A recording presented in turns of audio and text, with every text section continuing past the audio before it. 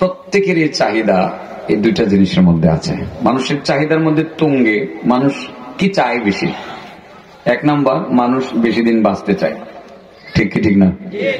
মরতে চাই কেউ? আমার এই বাবাজিরা যদি বলা হয় 80+ বয়স, চাচা কেমন আছেন? চাচা শরীরটা বেশি ভালো না, দোয়া করেন আল্লাহ নেই শরীরটা ভালো রাখে। এর মানেটা কি? মানেটা হলো আর কটা দিন নি বাঁচতে পারি। ঠিক আছে না? শুধু আপনি না, আমিও বাঁচতে চাই, আমাদের যুবকরাও বেশি দিন বাঁচতে চায়। মানুষের চাহিদার তুঙ্গে দুইটা জিনিস, একটা হলো বেশি দিন বেঁচে থাকা, আর একটা হলো দুনিয়াতে যেই কয়দিন থাকে সেই কয়দিন একটু ভালো করে খাওয়া। তার মানে সহজে বললে মানুষ হায়াতে বরকত চাই, রিজিকে বরকত চাই। আপনারা কি চান? হ্যাঁ, রিজিকে বরকত চান, হায়াতে বরকত চান। আল্লাহ রাসূল বলেন, একটা আমল যদি কেউ যত্ন সহকারে করতে পারে আল্লাহ তার রিজিকেও বরকত দিয়ে দেবেন, আল্লাহ তার হায়াতও বাড়ায় দেবেন। ওটা আমল, একটা মাত্র আমল করলে 2 লাভ। এক আমলে কয় লাভ? রিজিকেও বরকত হবে, হায়াতেও বরকত হবে, ভালো ভালো খাওয়ানো যাইব এবং হায়াতেও আল্লাহ বরকত দিয়ে দেবো, বেশি দিন বাঁচন যাইব। বাবাজি, সাবজেক্টটা কি মন মতো হয়েছে? হ্যাঁ, এটাই কই, বেশি রাত্রে মাহফিল তো। এরপরে আমি আমার এই ভাইয়ের শাস্তির কথাটি কমো আর কি। আসলে যে সাবজেক্টটা সে নির্ধারণ করছে এটা আসলে সমাজে খুব বেশি দরকার। এটা হয়তো শুনছে আমার মুখ থেকে, তো লম্বা সাবজেক্ট হওয়াতে আমি সাহস করতেছি না যে আমি সিরিয়ালে একটু হেরফের হয়ে যাবে আমার, সেজন্য। তারপরেও এটা বর্তমান সময়ের জন্য প্রত্যেকটা মাহফিলে এই বিষয়টার উপর কথা বলা দরকার। আপনি যেটা বলছেন আমি বুঝতে পারছি এই বিষয়টা, প্রত্যেকটা মাহফিলে এই বিষয়টার উপর কথা বলা দরকার। সব কয়টা মাহফিলে প্রত্যেক বক্তার অন্তত পক্ষে বক্তব্যের একটা অংশে বিষয়টা নিয়ে আসা উচিত। এটা ইনশাল্লাহ দেখা যাক। এটা কি আকর্ষণীয় বিষয়, নানার বাড়ির গল্পটা ভাই শোনাবো না? আপনি থাকেন, পরে মনে করাই দিন। আমি যেটা নিয়ত করে আসছি এটাকে বললে নেই নাকি? হ্যাঁ, মাশাআল্লাহ। রিজিকের মালিক কেডা? রিজিকে বরকত কি মানুষ দেন? আল্লাহ দেন। হ্যাঁ, আপনি তো বলবেন যে আল্লাহ কেমনে দেয়? এই যে ধানের চারা দেখা যায়, এগুলোকে খের বলেন না? খের, যে এখানে ধান হয়েছে, এটা যদি আমি না করতাম তো এটা হইতো? আল্লাহ দিল কেমনে? আপনি তো এটা বলতে পারেন। হ্যাঁ, আপনি চারা লাগাইবেন, জ্বালা ফালাইবেন। এখন জ্বালা ফালানোর সিজন না? এরির জ্বালা ফালাইছেন তো? আর আমি কৃষকের ছেলে, আমি বুঝি না। আমার বাবার অনেক জ্বালা খেতেই তো, অনেক বড় বড় জ্বালা খেতে ছিল আমার বাবা। এখন জমি জমা চিনি টিনি না, আছে এখনো, মানুষে করে খায়। জ্বালা লাগাইলে এটা উঠাইয়া নিয়ে খেতে লাগাইতে হয়। আমরা কই গুছি? আপনারা গুছি কন? ধরেন গুছিটা মোটা হয়েছে, সবুজ হইয়া মোটা হয়েছে, আপনারা লাগাইছেন, সার দিচ্ছেন। এরপরে আমার আল্লাহ যদি কয় লাগাইছ মন্দা বুঝি, আমি এটার মধ্যে ধানের শীষ দিতাম না, থুর দিতাম না। সারা পৃথিবীর কৃষি বিজ্ঞানীরা গবেষণা করে এটার মধ্যে কি একটা থুর লাগাইতে পারবো? হ্যাঁ, আচ্ছা ধরেন থুর আল্লাহ দিছে, ওই আল্লাহ যদি কয় ধানের শীষের ভিতরে আমি মিল্ক দিব না, মিল্ক এটা কাঁচা থাকতে কিন্তু এটা টিপ দিয়ে ভিতরে দুধ বাইরে হয়, কি বাইরে হয়? আল্লাহ যদি কই দিতাম না, এটা যে মিষ্টি লাগে, আপনি কি এটা আনতে পারবেন? সারা দুনিয়ার কৃষি বিজ্ঞানীরা গবেষণা করে একটা ধানের ভিতরে এরা যদি মনে করে ঠিক আছে অসুবিধা নাই, ধানের চারা হয়েছে, শীষ হয়েছে, আমরা ইঞ্জেকশন পুশ করে করে প্রত্যেকটা ধানের ভিতরে মিল্ক ঢুকাই দিব, সম্ভব? এক কানি খেতে মিল্ক ঢুকাইতে আমার বাংলাদেশ সরকারের যত কৃষি অফিসার আছে এদের 5 বছর লাগবে। কত বছর লাগবো? হ্যাঁ, এটা অনেক মিষ্টি। খাইছেন নি আপনারা? ধানের থুরটা খাইছেন? কাঁচা কাঁচা যখন তা হ্যাঁ বাইর করে খাইছেন, মিষ্টি লাগে না? মানুষের ক্ষেত্রে টাকাইছে, সাবধান, নিজের ক্ষেত্রে টাকাইবেন। আমি খাইছি জীবনে বহুত, মানুষের ক্ষেত্রে টাকাইছি না। একদারতে খাওয়া শুরু করছি, আমার মজা লাগতো কাঁচা থাকতে। আমার বাপের ক্ষেত বললাম না, ক্ষেত আর ক্ষেত খালি এই মাথা থেকে এই মাথা যাইতে অনেক সময় লাগতো। হাতটা আমার সিরা সিরা খাইতাম, মজা লাগতো সাবাই সাবাই। মানুষের ক্ষেত্রে টাকাই না, আবার যাই হোক বোঝানোর জন্য এমনি বললাম। একটু হাসি রসিকতাও করলাম, রাত্রি বেশি হয়েছে, আপনারা বসে রয়েছেন, একটু রসিকতা করলাম আর কি। এরকম হালকা হালকা রসিকতা করা নিষেধ না, এটা সুন্নতের ভিতরে পড়ে, সুন্নতের ভিতরে পড়ে। তো রিজিকের মালিক আল্লাহ। একটা কাজ করলে আল্লাহ রিজিক দিবেন, বরকত দিবেন, আল্লাহ হায়াত দিবেন, হায়াতেও বরকত দিয়ে দিবেন। সুবহানাল্লাহ ওয়া বিহামদিহি। যে কথাটা আমি বলতে চাইছিলাম যে রিজিকের মালিক আল্লাহ, এই বিশ্বাস অন্তরে না থাকলে তো ঈমান থাকবে না, ঠিক আছে না? আল্লাহ বলেন ওয়ামা মিন দাব্বাতিন ফিল আরদি ইল্লা আলাল্লাহি রিজকুহা وَيَعْلَمُ مُسْتَقَرَّهَا وَمُسْتَوْدَعَهَا كُلٌّ فِي كِتَابٍ مُبِينٍ। পৃথিবীতে এমন কোন প্রাণী নাই যে প্রাণীর রিজিকের দায়িত্ব আমি আল্লাহ নেই নাই। আল্লাহ বলেন সবাইরে আমি খাওয়াই, আমি গরু ছাগল রে খাওয়াই, আমি কুকুর শিয়াল রে খাওয়াই, সাগরের ভিতরে যত প্রাণী আছে তাদেরকেও খাওয়াই, মাটির নিচে যত প্রাণী আছে তাদেরকেও খাওয়াই, গর্তের ভিতরে ছোট্ট ছোট্ট পোকা আছে আমি তাদেরকেও খাওয়াই, এমনকি পাথরের ভিতরে ছোট্ট ছোট্ট পোকা আমি তাদেরকেও খাওয়াই। পাথরের ভিতরে পাথর, তারও ভিতরে পাথর, তারও ভিতরে পাথর, এর ভিতরে ছোট্ট ছোট্ট পোকা আমি আল্লাহ পাথরের ভিতরে পাথরের ভিতরে পাথরের ভিতরে তাজা তাজা গাছের পাতা ঢুকাইয়া ঢুকাইয়া দৈনিক খাওয়াই। আপনারা কবেন কি আশ্চর্য কথা কয়টা হুজুরে, পাথরের ভিতরে ফুকারে আল্লাহ খাওয়াইবো দৈনিক তাজা পাতা, পাথরের ভিতরে আবার ফুকা ঢুকে কিভাবে, এটার মধ্যে আবার তাজা গাছের পাতা ঢুকে কিভাবে? আমার আল্লাহ পারে কি পারে না? বিশ্বাস না হলে দেখাই দিমু, দেখবেন, দেখাই দিই। তাই দেখতে চান? তাহলে পাথর ভাঙ্গা দেখে দিই, সময় কিন্তু একটু বেশি লাগবো, 12টার আগে সারাসারি নাই, 11:30টার আগে ছাড়তাম না ইনশাল্লাহ। কত 11টা? 11:30টার আগে ছাড়তাম না। যদি একটু শুনেন তাহলে পাহাড়ের উপরে গিয়ে পাথরটা ভাঙ্গে দেখাই দিব ইনশাল্লাহ। কই বলে আইসি যখন এত কষ্ট করিয়া, আজকে একটা ফেস লাগছিল, ওইটা আপনারা মনে শুনছেন না, এমন ফেস একটা লাগছে, আর এর আগে আমার অ্যারেস্ট করে লিয়েছি করি খাই থেকে করে পুরা পুলিশের মতো গ্রাউ করে লিয়ে বসছে। ফেসটা কি লাগছে এটাও কইলাই, কারণ এটা ভুল বুঝাবুঝি হতে পারে। মাসখানেক আগে কে যেন আমার ফোন দিয়ে বলছে, হুজুর ডিসেম্বর মাসের 14 তারিখ নিমুখপুরার ধুপারবাগ বাইতুল আমাদ জামে মসজিদের মাহফিলটা, পাশে একটা মাহফিল আছে, বাসার সবাইতেছে, এটা করবো কি করবো না টেনশনে আছি। আমি সরল মনে ভাবছি যে মনে এটা কেটে লাগবো, লজ্জায় মনে হয় আমার ডাইরেক্ট করতে পারতেছে না, কেটে লাগবে, আমি কেটে লিছি।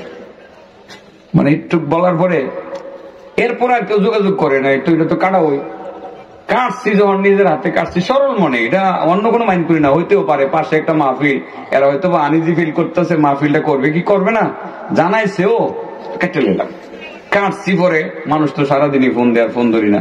এরপরে একটা ফোন ধরছি, হুজুর একটা ডেট দেবেন, আমি বলি যোগা 14 তারিখ। কোন জায়গায়? এটা হলো আপনার এই যে কুলিয়ারসরের কোন জায়গা না বুঝছিলাম না, কুলিয়ারসর কুড়িয়াতে কুড়িয়েছি, এটা তো দেওয়াই আছে, ওই যে ডুমরাকান্দা, রাত 11টা বাজে, এই যে 11টা টাইম, হ্যাঁ এটা কাটটা, হ্যাঁ 11টায় দিয়ে এলেছি, নিজের হাতে দিয়েছি।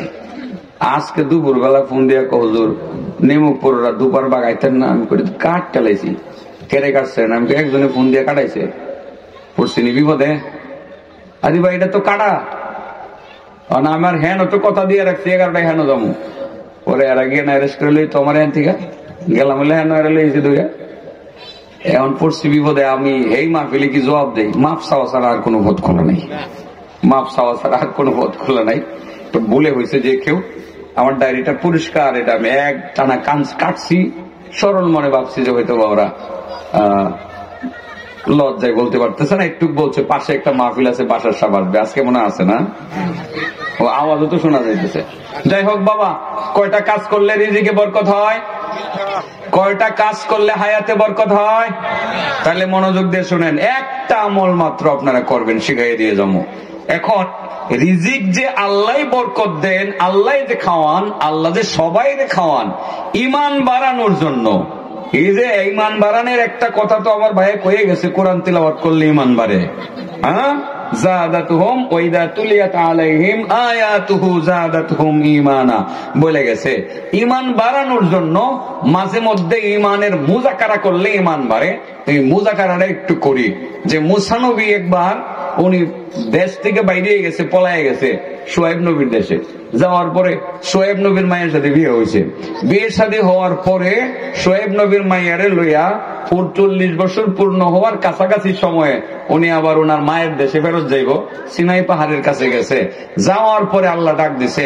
ডাক দেওয়ার পরে পাহাড়ে উঠছে। পাহাড়ে উঠতে শ্বশুর বাড়ির থেকে যে একটা লাঠি পাইছিল, এই লাঠিটা দিয়া পাথরের মধ্যে বাড়ি দিছে। পাথর ভাঙছে, এটার ভিতরে শুধু পাথর বাইরেছে। এরপরে আরেকটা পাথর বাইরেছে, এরপরে আরেকটা পাথর বাইরেছে। এর ভিতরে ছোট্ট পোকা কিভাবে তাজা তাজা পাতা খাইছিল আর কি কইছিল, এটা করার জন্য আমার একটু সময় লাগবে না? মুসা নবীর বিয়ে শাদী করামু, মাত্র বাচ্চা। এরপরে বড় হইব, ওনার দেশ থেকে যাইবো গা, শুআয়ব নবীর দেশে যাইবো, ওনার মায়ের আরে একটু উপকার করবো, শুআয়ব নবী মায়ের বিয়ে দিব, একটু কই থেকে আমার সময় লাগবে না? 10 মিনিট সময় তো দিবেন, 10 মিনিট সময় হেন দিবেন, পাহাড়ে ওঠা পর্যন্ত সময় দিবেন তো দিবেন।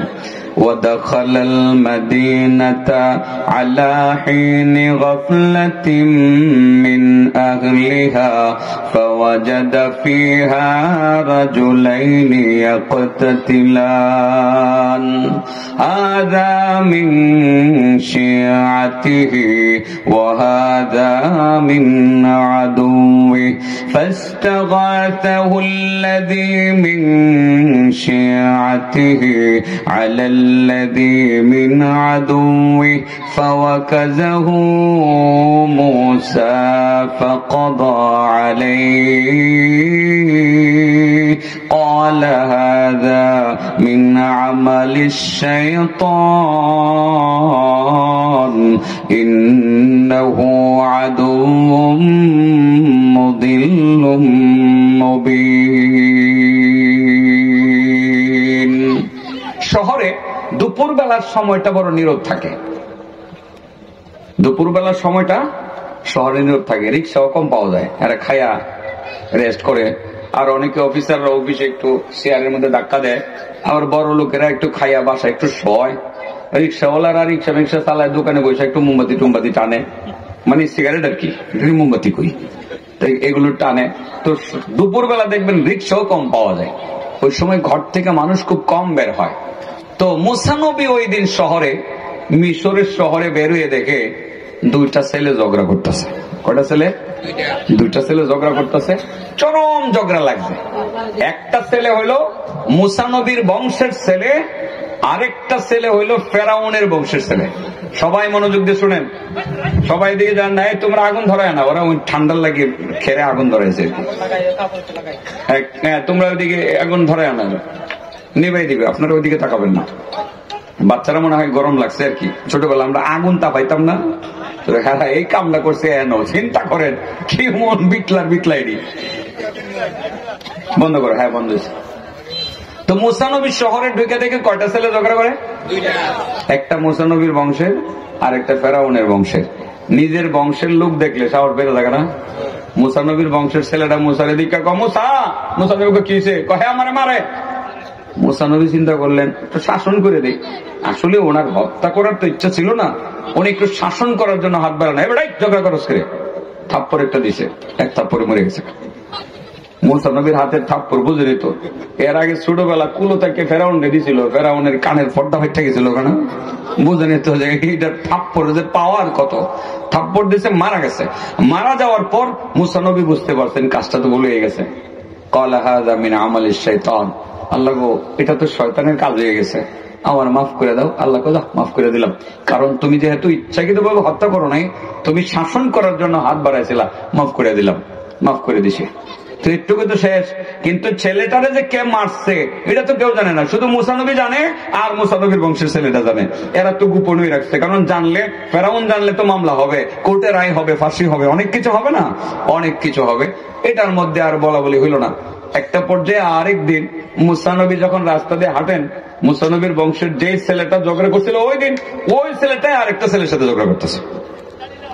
আজকেও বলতেছে মুসা, মুসা আমারে হেল্প করো, মুসা নবীর আবার রাগ উঠছে, মনে মনে কই বেড়া, মনে মনে কয় আর কি, জুড়ে না, তোর লাগে ওই দিন হে দিন একটারে থাপ্পড় দিয়ে মারছি, তুই খালি ঝগড়াই করবি, দিব তোরে বেয়াদব, খালি ঝগড়া করস। মানে ওর দিকে যে হাত পাচ্ছে, ও মনে করছে আজকে নিয়ে আমার মেরে দেয়, আর আমার গাড়ি লাগলে তো আমি মরে দেবো গা। হ্যাঁ না, মুখ ফুটে বলে ফেলছে, আতুরিদু আন তাকতুলানি কামা কাতালতা নাফসাম বিল আমস ইন তুরিদু ইল্লা আন তাকুনা জাব্বারান ফিল আরদ ওয়া মা তুরিদু আন তাকুনা মিনাল মুসলিহিন। ও মুসা, তুমি যে এই দিন একটারে মারে লাগছো, আজকে আবার আমার মারতে চাও? আস্তে কইছে না জোরে কইছে? আশেপাশে মানুষ শুনছে নি? হ্যাঁ, এবার তো খবর হয়ে গেছে ফেরাউনের দরবারে, লোক গেছে দৌড়া ফেরাউনের বাড়ি।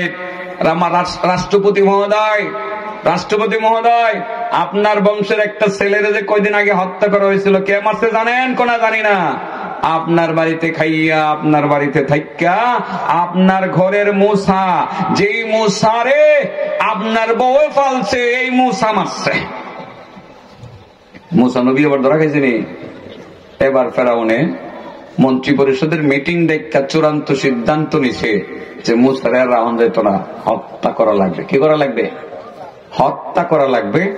যখন হত্যার সিদ্ধান্তটা হয়ে গেল, মূসার ঘরে তো, ফেরাউনের ঘরে তো মূসা নবীর এক ভক্ত আছিল, ফেরাউনের স্ত্রী আসিয়া, আপনারা জানেন এরা, উনি ইমানদার ছিলেন। উনি কিন্তু খবরটা শুন না তাড়াতাড়ি একটা ছেলে পাঠিয়ে দিয়েছে, তাড়াতাড়ি যাও মূসারে গিয়া কও মূসা যাতে দেশ ছাইরা অন্য দেশে জায়গা, নাইলে তারে মাইরা ফেলবে, তোমার পরিচয় দিও না, তাড়াতাড়ি বলবা দেশ ত্যাগ করে চলে যাওয়ার জন্য। وجاء رجل من أقصى المدينة يسعى قال يا موسى إن الملأ يأتمرون بك ليقتلوك فاخرج إني لك من الناصحين। শহরের প্রান্ত থেকে দৌড়ে আসলো একটি যুবক, এসে বলে দিল, মুসা, ফেরাউনের মন্ত্রী পরিষদে চূড়ান্ত সিদ্ধান্ত হয়েছে তোমাকে হত্যা করার ব্যাপারে। ও মুসা, তোমার মৃত্যুদণ্ড কার্যকর করা হবে, তাড়াতাড়ি তুমি দেশ ছাইরা পালাইয়া যাও। তুমি আমার পরিচয় জানতে চাইও না, আমি তোমার একজন হিতাকাঙ্ক্ষী, এটুকুই বলে দিলাম, তুমি দেশ ছাইরা যাও। মুসা নবী দেশ ছাড়তে শুরু করলেন। ফাখরাজা মিনহা খাইফান ইয়াতারাক্কাব ক্বালা রাব্বি নাজ্জিনি মিনাল কওমিজ জালিমিন। একবার দেশের দিকে ফিরে তাকান, দৌড় দেন, আবার ফিরে তাকান, দৌড় দেন। দৌড়তে দৌড়তে পাশের দেশে চলে গেলেন। সেখানে গিয়ে দোয়া করলেন, আল্লাহ, জালেম সম্প্রদায়ের জুলুম থেকে তুমি আমার হেফাজত করো। ওয়ালাম্মা ওয়ারাদা মাআ মাদিয়ান ওয়াজাদা আলাইহি উম্মাতাম মিনান নাসি ইয়াসকুন ওয়া ওয়াজাদা মিন দুনিহিম ইমরাআতাইনি তাদুদান قال ما خطبكما قالتا لا نسقي حتى يصدر الرعاء وأبونا شيخ كبير। এদেশে গিয়া দেখে আই পড়ছি, এখনো বিয়ে শাদী হয়ে যাবো আর কি, এরপরে পারে উঠমো আর পাত্তর ভাঙবো, এরপরে ভাঙ্গিয়া দেখাই দিব যে পোকাটা খায় কি এবং কয় কি। এই কথাটা বলার আমার একটা টার্গেট আছে, নাইলে আমি কাহিনীটা টান দিলাম, নইলে এটার ভিতরে কিছু রসদ আছে, সিপ্পা মধু বাইর করে আপনাকে দিয়ে দিব। কথা বুঝছেন না? এরপরে ওই আমলটা এটার ভিতরে ঢুকে দেবো, যে আমলটা করলে আল্লাহ হায়াত বাড়াই দিব, যে আমলটা করলে আল্লাহ রিজিক বাড়াই দিব। এই তো কথা। চেন কিন্তু ঠিক আছে, আমি চেনের বাইরে যাচ্ছি না। মুসা নবী একটা কুয়ার পাশে দেখলেন যে কুয়ার মধ্যে পাশে মানুষ আসতেছে, রাখালরা আইসা আইসা পানি উঠাইতেছে, উটের পানি খাওয়ায়, বকরির পানি খাওয়ায়, বালতি করে পানি নেয়। ও ওয়াজাদা মিন দুনিহিম ইমরাআতাইন, দুইটা মহিলা পাইলেন। এরা সারা, এরা দূরে। সভ্য প্রকৃতির দুইটা মেয়ে, মাথার মধ্যে কাপড় দেওয়া, চেহারা আবৃত, দেখতে শুনতে তাদের লেবাসে মনে হয় ভদ্র ঘরের সন্তান। সভ্য ঘরের সন্তান দেখলে দূর থেকে তো বোঝা যায় না? মুসা নবী এরা হেনে খাড়ে রয়েছে। মুসা নবী চিন্তা করলেন, দুইটা মেয়ে দেখা যায় অসহায় হয়ে ওখানে দাঁড়ানো আছে। তোমরা ক্বালা মা খাতবুকুমা, তোমাদের কি হলো, তোমরা এখানে কি করো? ভাইয়া আমরা আসছি যে লা নাসকি হাত্তা ইউসদিরার রিহা, আমরা মহিলা মানুষ তো আমরা পর্দা করি। কি করি? হ্যাঁ, পর্দা করি। তো ওই যে পুরুষেরা রাখালরা এরা গেলে পরে আমরা যাব, আমাদের উট বকরি গুলোকে পানি পান করাবো। তো ভাইয়া আপনি মাইন্ড করতে পারেন যে আমরা নারী হয়ে এখানে আসলাম কেন? ভাইয়া মাইন্ড করবেন না, আমাদের কোনো ভাই নেই তো, আমাদের আব্বা বুড়া হয়ে গেছে, অনেক বুড়া, আব্বা উঠতে চলতে পারেন না। তো আব্বাকে তো আর কষ্ট দেওয়া যায় না, আমরা দুই বোনে মিলে একসাথে আসি, আমাদের উট বকরি গুলোকে পানি পান করে। মুসা নবী বুঝলেন দুটো মেয়ে তো সভ্য প্রকৃতির, এমন তো মেয়ে হয় না, তোমাদের কষ্ট করার কারণ নাই, দাও উট বকরি গুলোকে আমার হাতে দাও, আমি পানি পান করাই দেই, বালতি গুলো দাও, পানি উঠাই দেই। খুব দ্রুত, বুঝলে তো নবী হবেন, শরীরে শক্তি কেমন বুঝতে পারছেন না? এবার পানি দ্রুত উঠাই দিয়া তাদেরকে দিলেন, তারাও বেশ খুশি হলো, তারা এবার চলে গেল। বাড়িতে যাওয়ার পরে সোহেব নবী তো অবাক, কি গো মা এত তাড়াতাড়ি তোমরা এসে গেল আজকে? আব্বু একটা ভদ্র মানুষের সাথে দেখা হয়েছিল। আর মুসা নবী এই ফাঁকে কি করবে, বিদেশের বাড়ি, সুম্মা তাওয়াল্লা ইলা যিল্লি, একটা গাছের ছায়ার নিচে খাড়ি রয়েছে, বাড়ি ঘর চিনে না, বিদেশের বাড়ি, কারো বাড়ি চিনে না, আত্মীয় স্বজন নাই, দেশ ছাইরা আইছে, ফেরাউনের ভয়ে পলাই আইছে, খাড়ি রয়েছে। আর ওই ফাঁকে দুইটা মেয়ে বাড়িতে যাওয়ার পরে সোহেব নবী বললেন যে কি ঘটনা কি? আব্বু একটা ভালো লোক পাইছিলাম, এই লোকটা ইচ্ছাকৃত ভাবে আমাদের উপকার করলো। সোহেব নবী তো নবী না, বুঝে গেছেন। আমরা একটা কথা বলি, ছোটবেলা একটা কিতাব পড়ছিলাম, গলিস্তা কালান্দার হারচি গোয়া দিদা গোয়া। কালান্দার মানে বয়স্ক লোকেরা, অভিজ্ঞতা সম্পন্ন লোকেরা যা বলে আন্দাজে বললেও কেমন যেন দীক্ষা দীক্ষাই বলতেছে, অভিজ্ঞতা কাজে লাগে। সোহেব নবী ধরে লেছে এই লোকটা তো সাধারণ লোক হবে না, লোকটা ভবিষ্যতে কোন নবী হবে, নবী হবে। মেয়ে একটাকে বললেন, মা তুমি যাও, ওই ছেলেটাকে আমার সালাম দিবা আর বলবা সে যাতে আমার বাড়িতে আসে, সে যে তোমাদেরকে উপকার করলো, কাজ করে দিল, কাজের বিনিময় দিব, টাকা দেব। ফাজাআতহু ইহদাহুমা তামশি আলা ইসতিহইয়া, লজ্জায় অবনত হইয়া, আমি তো লজ্জায় অবনত হইয়া স্লো গতিতে হেঁটে হেঁটে মুসা নবীর কাছে এসে বললেন, ভাইয়া ইন্না আবি ইয়াদউকা লিয়াজজিয়াকা আজরা মা সাকাইতা লানা, ইন্না আবি ইয়াদউকা লিয়াজজিয়াকা আজরা মা সাকাইতা লানা, ফালাম্মা জাআহু ওয়া ক্বাসসা আলাইহিল ক্বাসাস ক্বালা লা তাখাফ নাজাউতা মিনাল কওমিজ জালিমিন। ভাইয়া আব্বু বলছে আমাদের বাড়িতে যাইতেন, আমরা যে আপনি উপকারটা করছেন, আব্বু আপনার কিছু বিনিময় দিবেন, টাকা পয়সা দিবেন। মুসা নবী খুব মন্দ না, বিদেশের বাড়িতে টাকা তো দরকার, ওই আটটে হাতে বেশি দরকার। একটা বাড়িতে গেলাম দাঁড়াইবার জায়গা পাইলাম, মন্দ কি যায়? গেছে, যাওয়ার পরে সোহেব নবী জিগে, তুমি কাটা, ঘটনা কি? যে মুরব্বী বাবাজি আমি আসছি যে আমার ফেরাউনে দৌড়াই দিছে। ঘটনা পুরাটা খুললে বলছে, ও কাসসা আলাইহিল কাসাস। সোহেব নবীর সাথে সাথে বলে দিলেন, বাবা মুসা টেনশন করো না, লা তাখাফ, ভয় পেও না, নাজাউতা মিনাল কওমিজ জালিমিন, আল্লাহ জালেম সম্প্রদায়ের জুলুম থেকে অলরেডি তোমার মুক্তির ব্যবস্থা করে দিয়েছে। উনি একটা কথা বলে দিলেন, এবার মুসা নবীর শরীরে শক্তি জাগাইলো। বিদেশের বাড়িতে একটা লোক পাইছি, সাহস যোগাইছে, জাগাও দিছে। এই যে ঘরের ভিতরে বসে বসে কথা বলতেছে না দুইজন, একজন তো নবী আর একজন হব নবী, একজন জামাই হব জামাই আর একজন হব শ্বশুর, এখনো কিন্তু জামাই শ্বশুর হয় নাই। এই যে কথা বলতেছে, মুসা নবীর মেয়ে দুইটা উকি ঝুঁকি দিয়ে দেখে, দেখি আব্বার লোকে কি কয়। মেয়ে একটা বাবার কাছে, আব্বু আমাদের তো কোনো ভাই নাই, কাজের লোক নাই, আর বিশ্বস্ত কাজের লোক পাওয়া যায় না, আব্বু এই লোকটারে আমাদের কাজের লোক রেখালেন। কারণ তার দুইটা গুণ ভালো, একটা গুণ হলো আল কবি, হেব্বি শক্তিশালী, 2 নম্বর হলো আল আমিন, সে বিশ্বস্ত, তার চোখ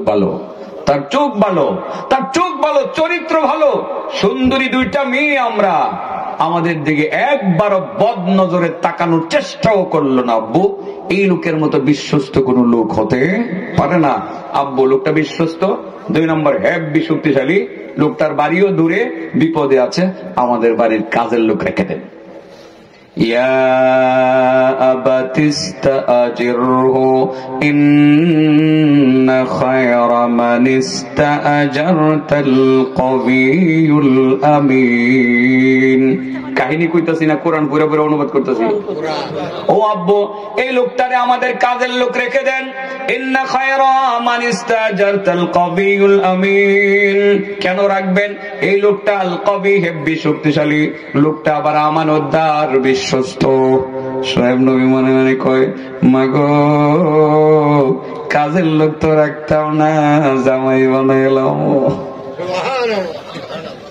হযরতে সোহেব নবী আবার ডাইরেক্ট বললেন, ইয়া মুসা, ও মুসা, ডাক দেয়া বললেন, মুসা ইন্নী ক্বালা ইন্নী উরিদু আন উনকিহাকা ইহদা বানাতাইয়া হাতাইনি আলা আন তা'জুরনি 8 হিজাজ ফাইন আতমামতা 10 ফামিন ইনদিক ওয়া মা উরিদু আন আশুক্ক আলাইক সাতাজিদুনি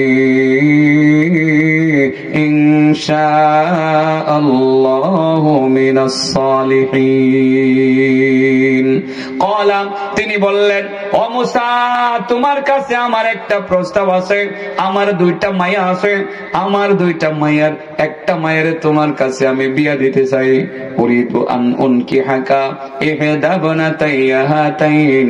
তবে শর্ত আছে, তোমার তো বাড়ি ঘর নাই, টাকা পয়সা নাই, মোহর দিবা কোত্থেকে? মেয়েদেরকে মোহর দিতে হয়, মোহর দিতে হয়।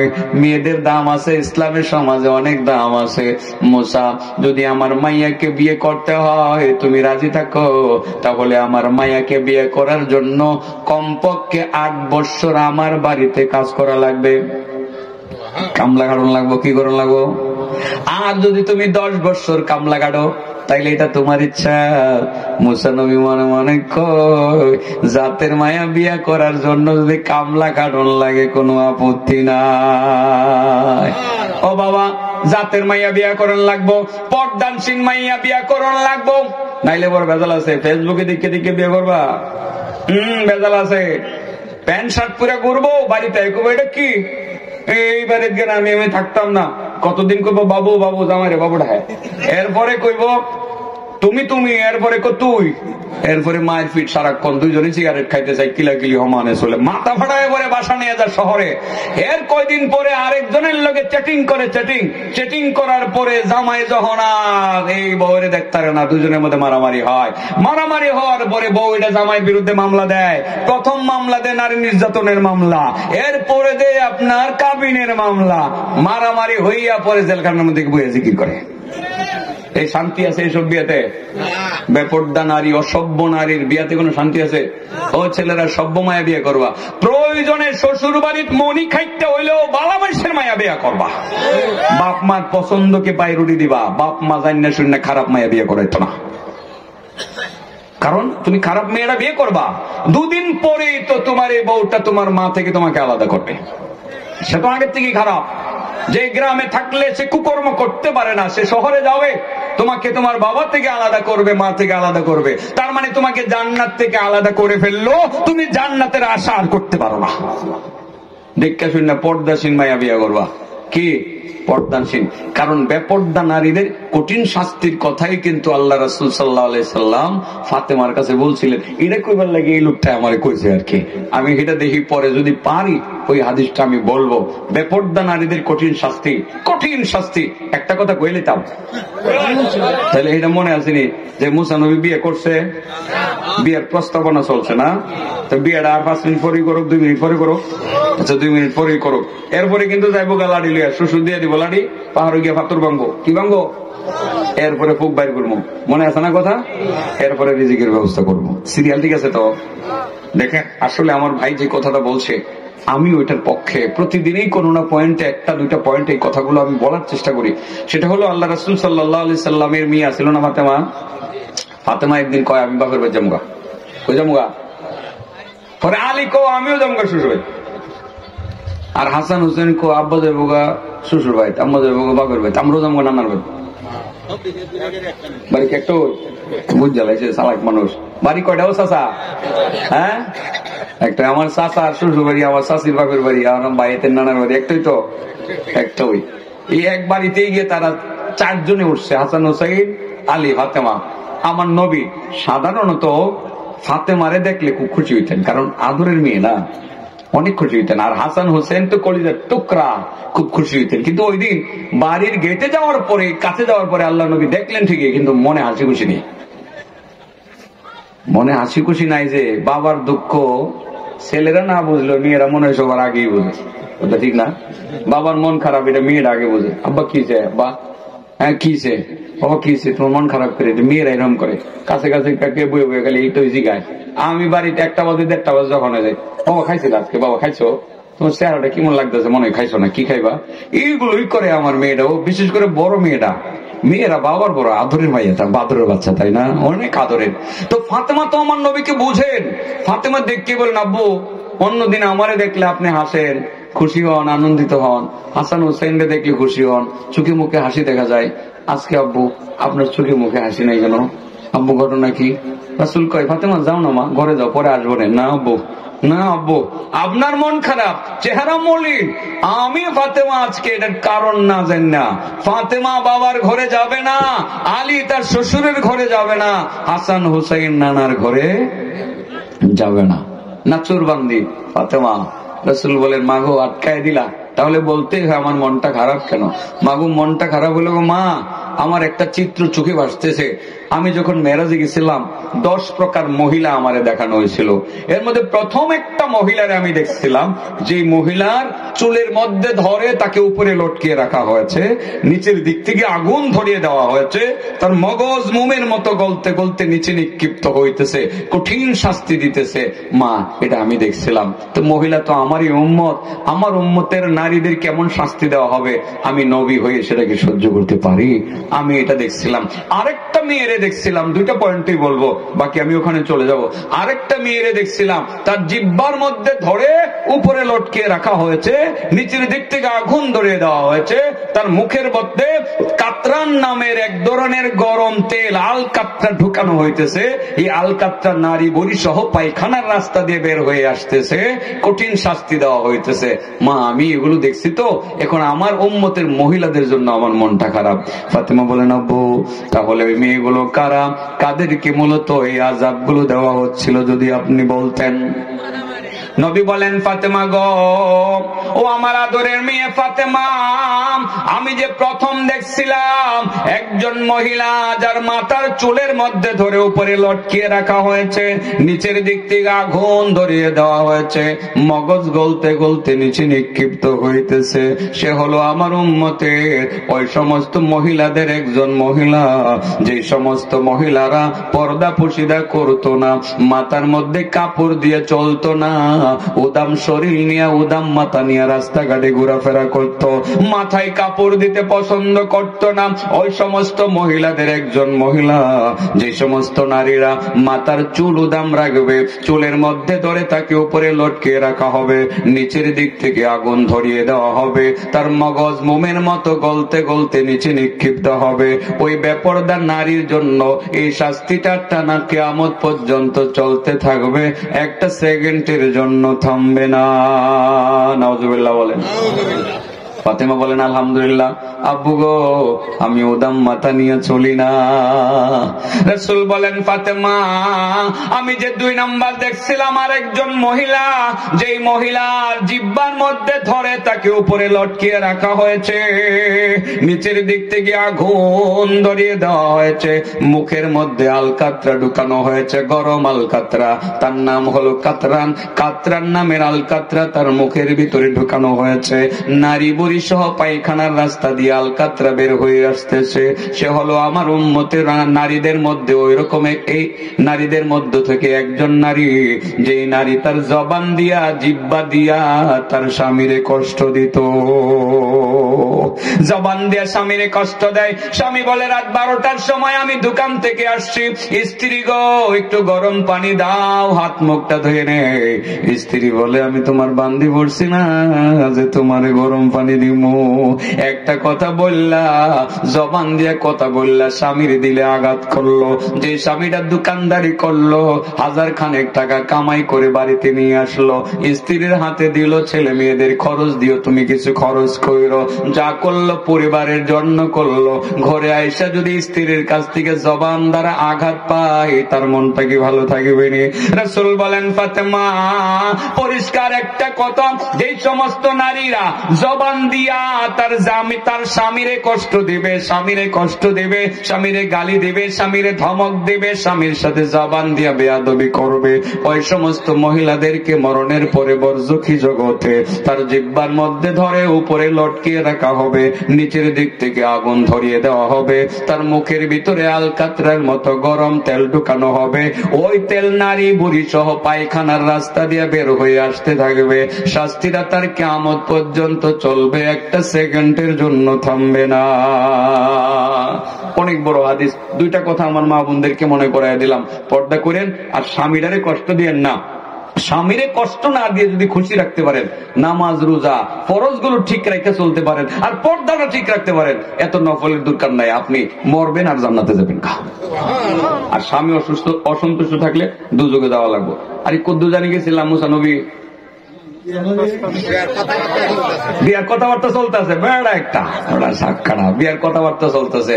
সোহেব নবী কয়, বাবারে আমার ভাই 8 বছর কাম করা লাগবো, আর 10 বছর করলে আরো বলা। মুসা নবী কয়, এসব মায়া বিয়ে করার জন্য কামলা কাটলেও বলা।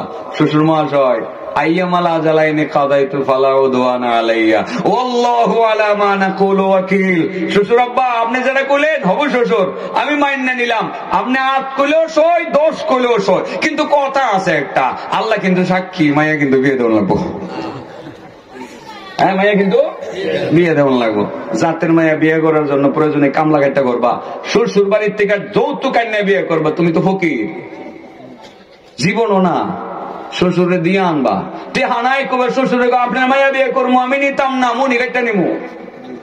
ইসলামে নারীর মর্যাদা কত বেশি দেখছেন নি? বিয়ে করলে মহিলারে দিয়ে আনন্দ লাগবো। আর আমাদের দেশে উল্টা, যৌতুক জামাইয়ে সায়, ঠিক না বেটি? নাউজুবিল্লাহ মিন যালিক, এটা হারাম। যাই হোক, এটা আমি এখন জায়গা মতো এসে গেছি। মুসা নবী 10 বছর উনি মুনি খাটলেন, খাইতে পরে মাইয়া বিয়ে করলেন। বয়স 38-39 কাছাকাছি। ওনার স্ত্রীর পেটে আল্লাহ একটা বাচ্চা দিছে। কি দিছে? বাচ্চা দিছে। বয়স তো 40 না হইলে যাইতারতো না। কারণ কি জানেন? কারণ হইলো আল্লাহ ওই যে মুসা নবীর মারে যে আল্লাহ বলছিল, ওই যে ছোটবেলা যে তুমি সিন্ধুকে ঢুকাইয়া ফেরাউন হত্যা করবে, ভয় যদি হয় সিন্ধুকে ঢুকাই সাগরে ভালাই দিও, তুমি ভয় পাইও না, তোমার ছেলের আমি ফেরত পাঠামো, ছোট্ট বাচ্চা পাঠামো না, নবী বানায় পাঠামো। তো নবী হইতে গেলে তো 40 বছর অন লাগবো, ঠিক আছে না? 40 বছর অন লাগবো।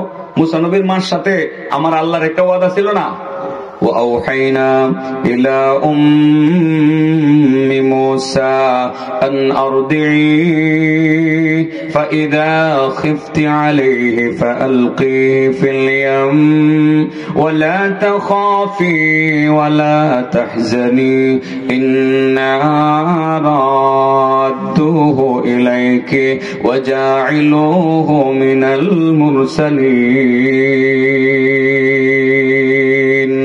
মুসার মারে বলছিলেন, মুসার মা টেনশন করো না, তোমার ছেলের খালি সিন্ধুকে ঢুকাই খালি নদী ফালাই দাও না, বাকি দায়িত্ব আমার। কথা দিলাম তোমার ছেলেরে আমি শিওর ফেরত দিব, তবে এমনে না, রাসূল নবী রাসূল বানায়া পরে ফেরত দিব। মুসা নবী বিয়ে করছে, স্ত্রীর পেটে বাচ্চা হয়ে গেছে, বয়স 40 দর মাত্র 1 দিন বাকি। কয়দিন বাকি? সোহেব নবীর কয়, আব্বা জান আমার মার দেশে যামুগা, আমি আর কতদিন ঘর জামাই থাকবো? কথার কথা এমনি বললাম আর কি, কতদিন ঘর জামাই থাকবো, মার দেশে যামুগা। তো সোহেব নবী, বাবারে মাইয়া তো বিয়ে দিলাম, তোমারে তো কোনো হাদিয়া দিতাম না, তোমারে কি দিতাম? নেও আমার লাঠিটা লিয়ে দেবা। সাধ্য অনুযায়ী জামাইরে হাদিয়া দেওয়া কি নিষেধ? হ্যাঁ, জামাই চাইতো না, তার মানে আপনি দিলে কোনো অসুবিধা? একটা হুন্ডা দিয়ে না, হুন্ডা দিলে অ্যাক্সিডেন্ট হয়, প্রাইভেট কার কিনা দিলে। ও আরে হুন্ডা এটা নতুন নতুন বিয়ে করে গেলে তাওরায় ট্রাকের নিচে পড়ে। পোলাপানের হুন্ডা আমার বড় ডর লাগে। হ্যাঁ, এটা বুধ মানে যদি ঠান্ডা মাথায় হুন্ডা চালায় এটি ঠিক আছে, আর ছোটটি এটি হুন্ডা লিয়ে গেলে সাপ খেলে আর ট্রাকের নিচে পড়ে। তো এইরকম বাচ্চা পোলাপানের হুন্ডা দিন ঠিক না। যদি জামাই বয়স বালা হয়, যদি বিশ্বস্ত হয়, যে সাব্যস্তের হয়, তাহলে হুন্ডা দিয়ে, নাইলে 4 চাকার গাড়ি একটা লাইন দিবেন। অসুবিধা কি? হাতিয়ে দিলে কোনো অসুবিধা আছে? মুসা নবী কি দিয়ে দিল? লাঠি একটা দিয়া জামাইরে আর মেয়েরে বিদায় দিল, যাও মায়ের গুলো যাও, মা শ্বশুর ভাই, শ্বশুর তো নাই, তোমার শাশুড়ি রেখে দেখো। মুসা নবীও রওনা দিছে মার লগে দেখা করবো। আল্লাহ তো কইছিল নবী বানায় নিব, এখনো নবী হইছে না, 40 বছরের বাকি রয়েছে কয়দিন?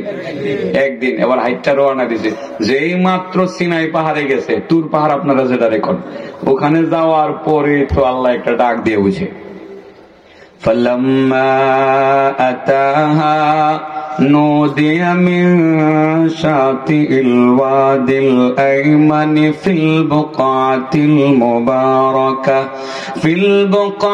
المباركة من الشجرة أي يا موسى إني أنا الله رب العالمين। যেই মাত্র সিনাই পাহাড়ের কাছে গেলেন, আল্লাহ ডাক দেয়া বললেন, মুসা দাঁড়াও, বয়স কিন্তু 40 হয়ে গেছে, দাঁড়াও, আমি আল্লাহ ডাকতেছি। মুসা নবী আল্লাহ ডাকা মানে প্রথম মানে আল্লাহ ডাকে, আল্লাহ কেমনি আমার ডাকে, ডানে বাবা তাকে কাউরে পায় না। আল্লাহ কো মুসা তাইলে পরিচয় আমি আর একটু ভালো করে দিয়ে নেই, ইন্নী আনাল্লাহ, আমি আল্লাহ রব্বুল আলামিন, বিশ্বজাহানের রব তোমারে ডাকতেছি। মুসা নবী আবার বুঝা ফেলছে আসমান থেকে আল্লাহ তাআলা তারে ডাকতেছে। আল্লাহ মুসা নবীরে বলেন, মুসা বয়স তোমার 40 হয়ে গেল, তোমার মারে কথা দিছিলাম নবী বানাইয়া তোমার মায়ের কাছে ফেরত পাঠাবো, যাইবা আরো কয়দিন পরে যাইবা, এখনোই যাইবা না, আমি এখন তোমারে নবী বানাইতে চাই, নবুয়ত দিয়ে দিলাম, এখন থেকে তুমি নবী। লা ইলাহা ইল্লাল্লাহ মুসা কালিমুল্লাহ। মুসা লা ইলাহা ইল্লাল্লাহ কালিমা দিয়ে দিলাম, এবার তুমি কালিমার প্রচার করো, এবার তুমি দাওয়াত দাও। মুসা নবী এবার মহা টেনশনের মধ্যে পড়ে গেলেন, আরে এখন আমার কালিমার দাওয়াত দেওয়া লাগবে, আমার সাথে আছে আমার প্রিয়তমা স্ত্রী, যাকে আমি ভালোবাসি, প্রচন্ড রকম ভালোবাসি, যাকে আমি 10 বছর কামলা কাইটটা বিয়ে করলাম, আমার আদরের স্ত্রী, স্ত্রীর পেটের ভিতরে বাচ্চা, আমি তাকে রাখবো কোন জায়গায়? আমি যে কালিমার দাওয়াত দিব, তবলিগ করব, হ্যাঁ রাখতে পারবো, পাহাড়ের গুহায় হয়তো বা নিরাপদ একটা জায়গার মধ্যে তাকে রেখে যেতে পারবো, কিন্তু পাহাড়ের গুহার ভিতরে সে খাবে কি, রিজিক পাবে কোথায়? এই জায়গাটাইছি ভিতরে ঢুকছে, রিজিক পাবে কোথায়? মুসা নবীর ভিতরে যে এই বিষয়গুলো কাজ করতেছে, এটা কি আমার আল্লাহ জানে না? আল্লাহ জানাই কয়, মুসা তোমার বুঝি সন্দেহ হয়েছে, রিজিক পাবে কোথায়? ও মুসা, রিজিকের মালিক তো আমি আল্লাহ, আমি যদি গরু ছাগল দিয়ে খাওয়াইতে পারি, আমি আশরাফুল মাখলুকাত মানুষকে কেন খাওয়াইতে পারবো না? মানুষ হলো আমার খলিফা, আমার খলিফা আদমকে আল্লাহ খলিফা হিসাবে বানাই, সেই লোকগুলো আল্লাহর খলিফা, আল্লাহর প্রতিনিধি। আমি যদি ছাগল দিয়ে খাওয়াইতে পারি, মানুষকে কেন খাওয়াইতে পারবো না? মুসা রিজিকের মালিক আমি কারে কারে খাওয়াই তুমি এবার একটু দেখা লও। ও মুসা, শ্বশুর বাড়ি থেকে কি পাইছো? মাবুদ আমার শ্বশুরে আমার একটা লাঠি দিছে, এই লাঠি নিয়ে তুমি পাহাড়ের উপরে ওঠো, পাহাড়ের উপরে ওঠো, ওখানে যাও। মুসা নবী গেলেন, ওই যে বড় একটা পাথর আছে, এটারে আঘাত করো। লাঠি দিয়ে আঘাত করার সঙ্গে সঙ্গে পাথরটা দ্বিখণ্ডিত হইয়া গেল। লাঠি দিয়ে কি পাথর ভাঙ্গা যায়? লাঠির তো শক্তি নাই, শক্তি কার? আল্লাহ। দ্বিখণ্ডিত হয়ে গেল, এর ভিতর থেকে আরেকটা ছোট পাথর বের হলো। আল্লাহ বলেন এটারে মারো, মারার পরে আঘাত করার লগে আরেকটা পাথর বের হলো। আল্লাহ বলেন এটারে মারবো, এটারে মারার পরে আরেকটা পাথর বের হলো। আল্লাহ বলেন এটারে মারো, মারার পরে এটাও দ্বিখণ্ডিত হয়ে গেল। এর ভিতরে দেখা গেল ছোট্ট ছোট্ট পোকা, তারা গাছের তাজা তাজা পাতা চাবাইয়া চাবাইয়া খাইতেছে। আমার আল্লাহ মুসা নবীরে ডাক দিয়া বলেন, মুসা, পাথরের ভিতরে পাথর, তারও ভিতরে পাথর, তারও ভিতরে পাথর, তারও ভিতরে ছোট্ট ছোট্ট পোকা। ওই পোকাগুলোর যদি আমি পাথরের ভিতরে তাজা তাজা পাতা দিয়া রিজিক দিতে পারি, তোমার স্ত্রীকে পাহাড়ের গুহার ভিতরে আমি রিজিকের ব্যবস্থা করতে পারবো। মুসা নবী কয়, মাবুদ আল্লাহ আমি বুঝছি। আল্লাহ কয়টা আরো বাকি রয়েছে, কি বাকি রয়েছে? ওই পোকাগুলো কি কয় শোনো। মুসা নবী কেমনে শুনবো? ছোট ছোট পোকা কেমনে কি বলে কেমনে বুঝবো? আল্লাহ কয় কান পাতো। মুসা নবী আবার কান পাতলেন। কান পাতার পরে পোকাগুলো কি বলতেছে? আল্লাহু আকবার, সুবহানা মাইয়ারানি, সুবহানা মাইয়ারানি ওয়া ইয়ারিফু মাকানি ওয়া ইয়াসমাউ কালামি ওয়া ইয়াসমাউ কালামি ওয়া হুয়া ইয়ারযুকুনি ওয়া ইয়াযকুরুনি ওয়া লা ইয়ানসানি। একটা পোকার কাছ থেকে শিক্ষা গ্রহণ করেন বাবা। পোকা প্রত্যেকটা পোকার জবান দিয়া সুবহানাল্লাহ বের হয়ে আসতেছে। ওই পোকাগুলো বলতেছে, আমি তো ওই আল্লাহর জন্য সুবহানাল্লাহ বলতেছি, পবিত্রতার ঘোষণা করতেছি যে আল্লাহ আমারে দেখা রাখে। ওই আরিফু মাকানি, আমার জায়গাটা কোন জায়গায় আমি থাকি আল্লাহ আমার জায়গাটা চিনে। ওই আসমাউ কালামি, আমি কি বলতেছি আমার আল্লাহ আমার কথাগুলো শুনে। ওই আরযুকুনি, আমার আল্লাহ পাথরের ভিতরে আমারে রিজিক দেয়। ওই আযকুরুনি, আমার আল্লাহ সব সময় আমারে মনে রাখে। ওয়ালা ইয়ানসানি, আমার আল্লাহ কখনো আমারে ভুলে না। ছোট্ট পোকা, যেই পোকাকে আল্লাহ আশরাফুল মাখলুকাত বানান নাই, ওই পোকারে যদি আল্লাহ সব সময় মনে রাখতে পারেন, না বলতে পারেন এই আদম সন্তান আল্লাহর খলিফা, আমাদেরকে কি আমার আল্লাহ ভুলে দেব নাকি? কখনো বলেন না। কোথায় আছি, কি করতেছি, সব আল্লাহ দেখতেছেন, শুনতেছেন। এত মহব্বতের আদম সন্তান আমরা, আমাদের কাছ থেকে আল্লাহ অনেক ভালো কিছু আশা করেন।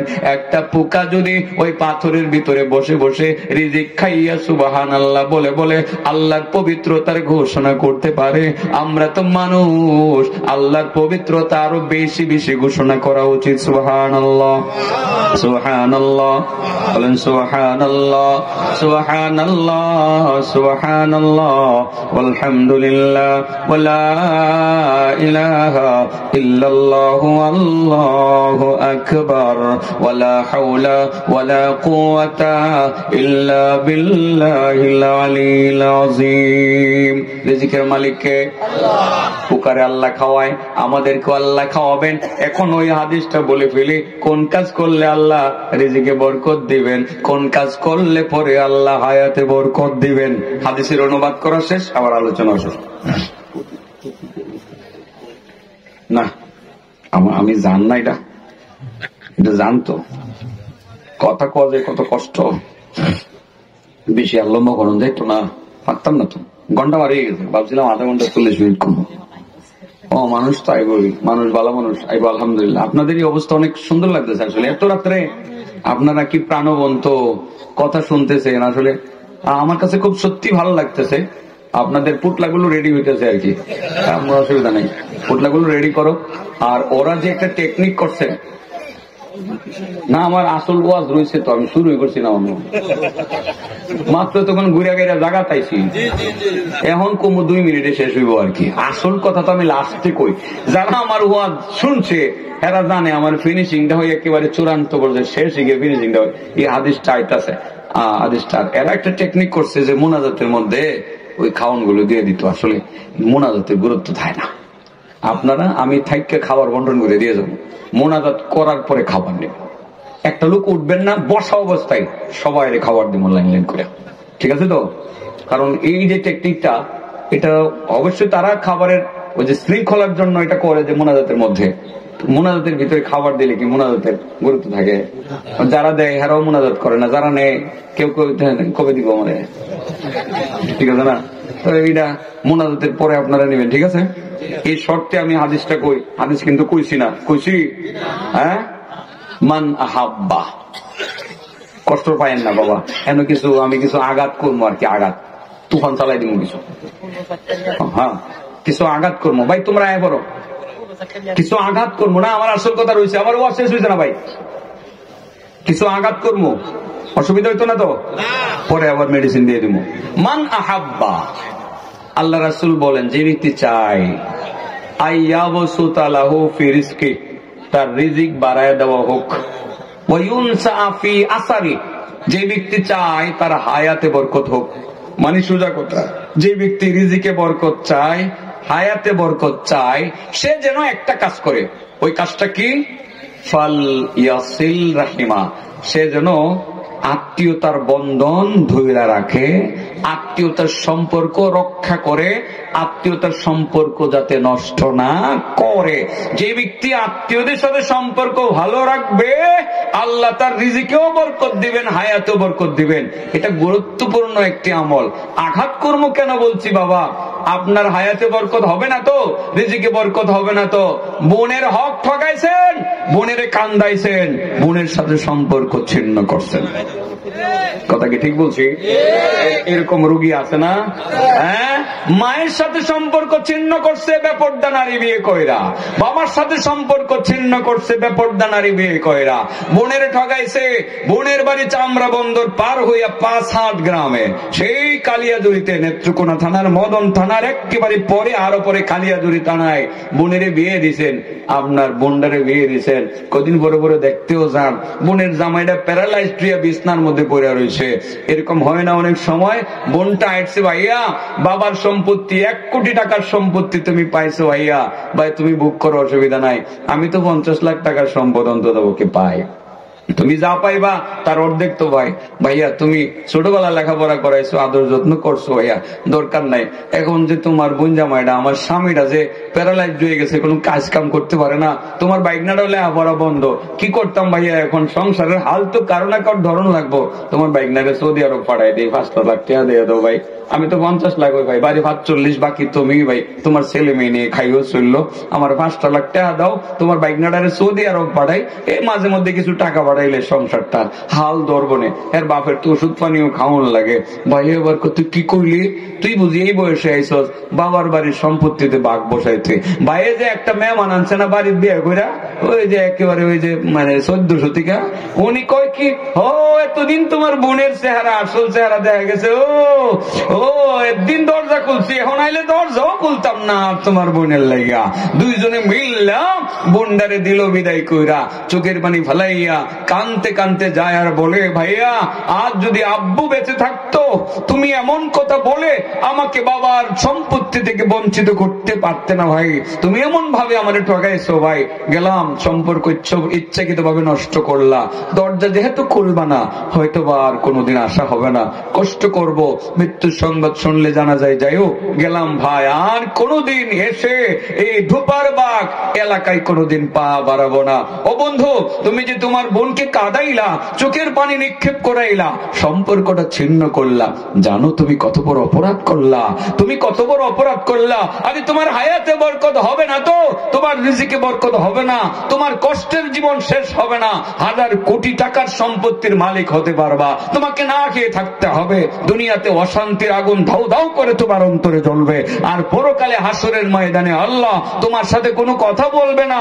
আল্লাহ রাসূল বলেন, যারা আত্মীয়তার সম্পর্ক ছিন্ন করে হাসরের ময়দানে আল্লাহ তার সাথে কোনো কথাই বলবে না, তার দিকে ফিরেও তাকাবে না, কঠিন শাস্তি দিবে। ভাই বন্ধু, বিষয়টা সাবধান, এর সহিত বিবেচনা করবা, কোনদিন বোনের হক নষ্ট করবা না। বরং আজ যদি যারা বোনের হক নষ্ট করে থাকো, ভাই বন্ধু আমার বাবাদেরকে বলছি, এরকম যদি কেউ করে থাকেন, আজকে রাত্রটা শেষ হওয়ার পর সকাল 10টা বাজে বোনকে টেলিফোন লাগান, বোন তোরে অনেক কষ্ট দিয়ে ফেললাম, তুই আতর লোকে কথা আছে, অনেক সম্পত্তি আমি আত্মসাৎ করেছি, তুই পাবি, তোর সম্পত্তি আমি দেই নাই, তুই নিয়ে যা, আর ইচ্ছাকৃত ভাবে দিয়ে গেলে তুই দিয়ে যা, এটা তোর ব্যাপার, আমারে মাফ করে দে, আমাকে মরতে হবে। বোন যদি খুশি হয়ে বলে, ভাই আমি নেব না, দরকার নাই, সবটুকু তুমি রেখে দাও, মুক্তি আছে, তোমার বোনের সাথে সম্পর্কটা তুমি পুনঃস্থাপন করলা। আবার বন্ধু, ও বাবা আপনি করলেন, আল্লাহ রাব্বুল আলামিন আপনার রিজিকের মধ্যে বরকত এই আগামীকাল সকাল থেকে দিতে শুরু করবেন, হায়াতে বরকত দিবেন, আল্লাহ আপনার রিজিকে বরকত দিবেন, এটা আল্লাহর রাসূলের চূড়ান্ত ঘোষণা। এই কাজটা করা যাবে না? হ্যাঁ, সাবধান, হাতে পায়ে ধরে বলে যায়, বোনের হক যারা আত্মসাৎ করছেন কালকে মাফ চাইবেন, এটা আল্লাহ মাফ করবে না, এটা আল্লাহ সম্পর্ক, আত্মীয়দের সাথে সম্পর্ক রক্ষা করে চললে, মায়ের সাথে বোন যদি আত্মীয় হয়, এর চেয়ে ঘনিষ্ঠ আত্মীয় মা। বাবা সাবধান, যারা মা বাবার সাথে সম্পর্ক নষ্ট করে ফেললা, আগামীকাল বাবাকে ফোন দাও, মাকে ফোন দাও, তারা যদি দূরে থাকে, অথবা সকাল বেলায় রাত্রে বাবার কাছে যাও, আব্বু আমি আমার ঘর থেকে আসছি, তোমার সাথে আমার সম্পর্ক নষ্ট ছিল, আমার স্ত্রী কেন্দ্রিক বা যে কোনো একটা বিষয় কেন্দ্রিক, আব্বু আমার মাফ করে দাও, তুমি যেমনে বলবো এমনি চলবো, মা তুমি আমারে মাফ করে দাও। বন্ধু, আগামীকাল সকাল থেকে তোমার শান্তি শুরু, তোমার রিজিকে বরকত হবে, তোমার হায়াতে বরকত হবে, তোমার শান্তিতে বরকত হবে, এই পৃথিবীতে তুমি ভালো চলবে, অন্তরে প্রশান্তি বিরাজ করতে থাকবে, মনে হবে তুমি জান্নাতের ভিতরেই আছো। মনে থাকবে বন্ধুরা, মা বাবার সাথে সম্পর্ক ভালো থাকবে তো? এবার একটা কথা জিজ্ঞাসা করি, কোন কাজ করলে রিজিকে বরকত হয়? রক্ষা করলে। হ্যাঁ, কোন কাজ করলে হায়াতে বরকত হয়? হ্যাঁ, আত্মীয়র মধ্যে বোন একটা আত্মীয়, মা আরো ঘনিষ্ঠ আত্মীয়, বাবা আরো ঘনিষ্ঠ আত্মীয়। রিজিকের মালিক কে? রিজিক কে দেন? আল্লাহ দেন। এরপরে বেপরদা নারীদের ব্যাপারে দুটা কথা বলছি। যারা মাথার মধ্যে কাপড় দিবে না, তাদেরকে কিসে ধরে লটকিয়ে রাখা হবে? আর যে সমস্ত মহিলারা জবান দিয়ে স্বামীকে কষ্ট দেবে, তাদেরকে কিসে ধরে লটকিয়ে রাখা হবে? জিহ্বা দিয়ে। মোটামুটি এই কথাগুলো কি আমরা বুঝলাম না? বুঝলাম। মা বোনদেরকে এই কথাগুলো জানিয়ে দিবেন। হয়তো যারা আমার কথা শুনছেন, আজ থেকে তারা উদাম মাথা নিয়ে বাইরে বের হবেন না। আজ থেকে স্বামীকে জবান দিয়ে কোনো কটুবাক্য বলে কোনো কষ্ট দিবেন না, সে আশাটুকুই করছি। আর বাকি আরো যেসব কথা মাঝে মধ্যে বের হয়েছে, কথাগুলো যদি আমলযোগ্য হয়, আল্লাহ আমাদেরকে আমল করার তৌফিক দান করুন। ওয়া আখিরু দাওয়ানা আলহামদুলিল্লাহি রাব্বিল আলামিন।